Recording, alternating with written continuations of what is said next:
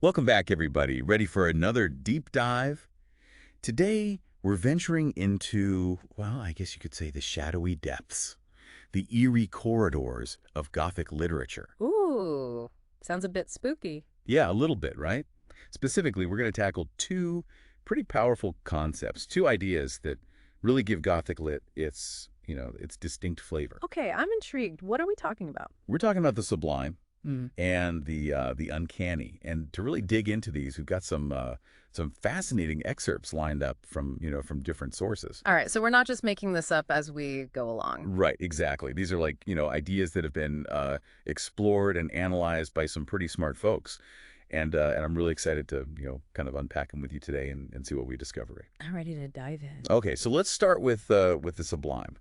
One of the excerpts we've got here describes it as this feeling of I don't know, like awe mixed with terror.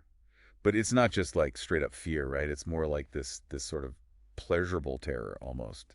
Okay, yeah, I think I felt something like that before.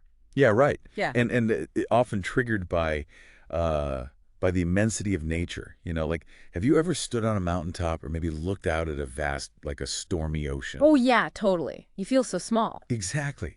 Like utterly insignificant. Right. But at the same time there's this weird exhilaration. There's something definitely powerful about that feeling. Yeah, it's like I don't know, you're confronting something that just totally transcends like human comprehension, right? Something magnificent, but also potentially dangerous. Right, and that's where the terror part comes in. It's not just beautiful, it's also kind of scary. Exactly. Exactly. And one of the excerpts we've got here, it actually connects this idea of the sublime to the settings in Frankenstein. Oh, interesting. How so? Well, the novel has all those scenes set in the Alps, right? And then later on in the desolate Arctic. And the excerpt argues that these landscapes, they kind of embody that sublime mix, the majesty, but also the complete indifference to human life. And that really adds to that classic Gothic atmosphere. That makes a lot of sense. Those landscapes are definitely both beautiful and dangerous. All right.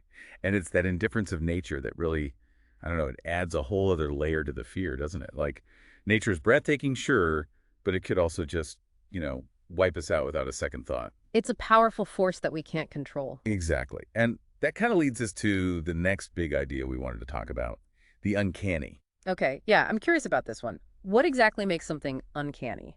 Well, one of the excerpts defines it as something familiar turned strange. That might sound simple, but it can really, disrupt our sense of reality and order, like in a deep way. So it's not just about something being weird, it's about something familiar being weird? Exactly. It's like it takes something we think we know, something safe, Yeah. and then it twists it, makes it, unsettling. I see, I see. Like a familiar face suddenly morphing into something grotesque. Yeah. Yeah, that's a good example. Yeah. And, one of the excerpts actually connected the uncanny to like our childhood fears, so those things that go bump in the night. Oh, like the monster under the bed? Yeah, exactly. Or a haunted house, with creaking floorboards and Yeah. mysterious noises. Yeah, I get it. That sense of something being off, not quite right, even though it looks familiar. Right, precisely. And, if you go back to Frankenstein again, the excerpt actually brings up the reanimation of the corpse, Yeah. right, as an example of the uncanny. Right, a body that should be dead but is somehow moving and acting like it's alive? Exactly. It's like this blurring of the lines between life and death, Yeah.